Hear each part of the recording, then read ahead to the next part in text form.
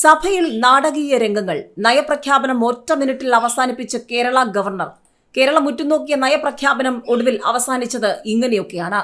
15ാം കേരള നിയമസഭയുടെ 10ാം സമ്മേളനത്തിന്റെ നയപ്രഖ്യാപന പ്രസംഗം ഒറ്റ മിനിറ്റിൽ അവസാനിപ്പിച്ച് ഗവർണർ ആരിഫ് മുഹമ്മദ് ഖാൻ. അവസാന പാരഗ്രാഫ് മാത്രമാണ് ഗവർണർ വായിച്ചത്. ഇതോടെ നയപ്രഖ്യാപന നടപടികൾ അവസാനിച്ചു. സഭയെ ഞെട്ടിപ്പിക്കുന്ന തരത്തിലുള്ള നയപ്രഖ്യാപന പ്രസംഗമാണ് ഗവർണറുടെ ഭാഗത്തു നിന്നും ഉണ്ടായിരിക്കുന്നത്. മുഖ്യമന്ത്രിയും സ്പീക്കറും മന്ത്രി കെ രാധാകൃഷ്ണനും ചേർന്നാണ് ഗവർണറെ നിയമസഭയിൽ സ്വീകരിച്ചത്. ഫെബ്രുവരി 5-നാണ് ബജറ്റ്. മാർച്ച് 27 വരെ നീളുന്ന ദീർഘമായ സമ്മേളനത്തിലാണ് പുതുവർഷത്തിൽ തുടക്കമാകുന്നത്. കടമെടുപ്പ് പരിധി വെട്ടിക്കുറച്ചതിലടക്കം കേന്ദ്രത്തിനെതിരായ വിമർശനം പ്രസംഗത്തിൽ ഉണ്ടാകും. ഭരണപക്ഷം തെരുവിൽ നേരിടുമ്പോഴാണ് ഗവർണർ സർക്കാരിന്റെ നയം പറയാനെത്തിയത്. ഭരണപക്ഷത്തിന്റെയും പ്രതിപക്ഷത്തിന്റെയും ഗവർണറോടുള്ള സമീപനം പ്രധാനമാണ്. ഓർഡിനൻസുകൾക്ക് പകരമുള്ള 3 ബില്ലുകളടക്കം ആകെ 8 ബില്ലുകളാണ് പരിഗണിക്കുന്നത്. മുൻപെങ്കുമില്ലാത്ത വിധത്തിലുള്ള സർക്കാർ പ്രതിപക്ഷ പോരാണ് സഭയ്ക്ക് പുറത്ത് ഇതുവരെ കണ്ടത്. ജനുവരി 29, 30, 31 തീയതികൾ ഗവർണറുടെ പ്രസംഗത്തിന് നന്ദി രേഖപ്പെടുത്തുന്ന പ്രമേയത്തിന്മേലുള്ള ചർച്ചയ്ക്കായി മാറ്റിവച്ചിരിക്കുന്നു. ഫെബ്രുവരി 5-ാം തീയതി 2024-2025 സാമ്പത്തിക വർഷത്തേക്കുള്ള ബജറ്റ് അവതരിപ്പിക്കും. ഫെബ്രുവരി 6 മുതൽ 11 വരെയുള്ള തീയതികളിൽ സഭ ചേരില്ല.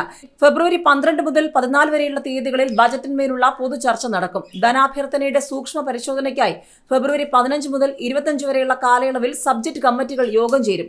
ഫെബ്രുവരി 26 മുതൽ മാർച്ച് 20 വരെയുള്ള കാലയളവിൽ 13 ദിവസം 2024-2025 സാമ്പത്തിക വർഷത്തെ ധനാഭ്യർത്ഥനകൾ വിശദമായി ചർച്ച ചെയ്ത് പാസാക്കുന്നതിനായും നീക്കിവച്ചിട്ടുണ്ടെന്ന് സ്പീക്കർ എൻ ഷംസീർ അറിയിച്ചിരുന്നു. ഏതായാലും ഗവർണർ നയപ്രഖ്യാപനത്തിൽ അപ്രതീക്ഷിത ട്വിസ്റ്റ് ഉണ്ടാക്കിയതോടെ ഇനി എന്ത് എന്നുള്ളതാണ് ചോദ്യം. മാത്രവുമല്ല, കഴിഞ്ഞ ദിവസങ്ങളിലും ഗവർണർ അതിശക്തമായി തന്നെ തന്റെ നിലപാട് സർക്കാരിന് നേരെ പറഞ്ഞിരുന്നു.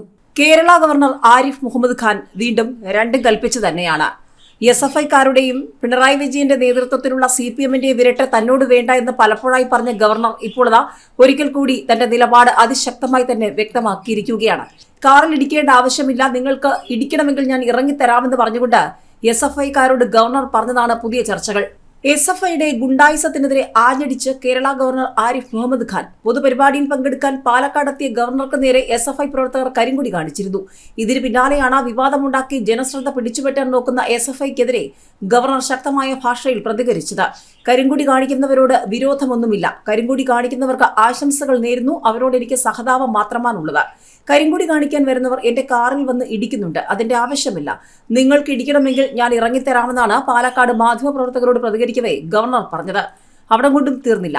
4 ദിവസത്തിനിടെ രാജ്ഭവന് അധിക ഫണ്ടായി സംസ്ഥാനം അനുവദിച്ചത് 1.25 കോടി രൂപയാണ്. കേരളം കടുത്ത സാമ്പത്തിക പ്രതിസന്ധിയിൽ മുന്നോട്ട് പോകുമ്പോൾ പുതിയ നിലപാടും ചർച്ചയാവുകയാണ്. ട്രഷറി നിയന്ത്രണത്തിൽ ഇളവ് വരുത്തി യാത്രാ ചെലവുകൾക്ക് മാത്രമായി നൽകിയത് 63 ലക്ഷത്തോളം രൂപയെന്നാണ് റിപ്പോർട്ട്. സംസ്ഥാന സർക്കാർ ട്രഷറി നിയന്ത്രണത്തിൽ ഇളവ് വരുത്തി കഴിഞ്ഞ 4 മാസത്തിനിടെ രാജ്ഭവന് അധിക ഫണ്ടായി അനുവദിച്ചത് 1,25 ലക്ഷം രൂപ. 3 ഉത്തരവുകളിലായാണ് പണം നൽകിയത്. ഈ മാസം 20-ന് 63 ലക്ഷത്തോളം രൂപ യാത്രാ ചിലവുകൾക്കായി നൽകി. അറ്റ്ഹോമിനായി 20 ലക്ഷം രൂപ അനുവദിച്ചു. ട്രഷറി നിയന്ത്രണത്തിൽ ഇളവ് നൽകിയാണ് പണം അനുവദിച്ചത്. 23-ന് 43 ലക്ഷം രൂപ വെള്ളം, ടെലിഫോൺ, വൈദ്യുതി ചിലവുകൾക്കുമായി നൽകി ഉത്തരവിറക്കി. അതേസമയം 15ാം കേരള നിയമസഭയുടെ 10ാം സമ്മേളനത്തിന് തുടക്കമാകുമ്പോൾ വരും ദിവസങ്ങളിൽ ഗവർണറുടെ നിലപാട് തന്നെയായിരിക്കും ചർച്ചയാവുക. ഗവർണർ സർക്കാർ പോര് അതിന്റെ ഉച്ചസ്ഥായി നിൽക്കുന്നതിനിടയിലാണ് നിയമസഭാ സമ്മേളനം തുടങ്ങിയിരിക്കുന്നത്.